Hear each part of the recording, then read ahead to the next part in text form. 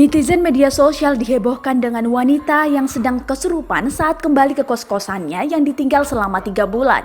Video itu diunggah oleh akun Twitter @ukmpengamatan pada 17 Juni 2020 dan menjadi viral.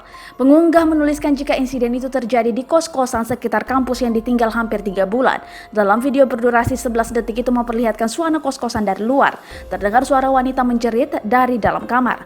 Seorang wanita dan 2 orang pria tengah berdiri di tempat parkir untuk melihat apa yang terjadi di dalam, sedangkan 3 orang pria nampak berdiri di depan gerbang kosan tersebut.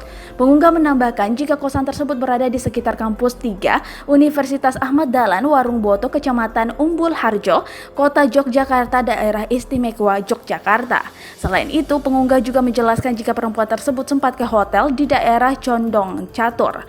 Namun karena merasa tidak cocok dengan hotelnya, ia memutuskan untuk kembali ke kosan. Unggahan ini pun langsung mendapat banyak reaksi dari pengguna Twitter. Banyak netizen yang merinding dengan kejadian itu. Unggahan ini sendiri sudah dilihat sebanyak 16.000 kali oleh pengguna Twitter. Namun sampai berita ini ditulis belum ada pernyataan resmi dari pihak terkait.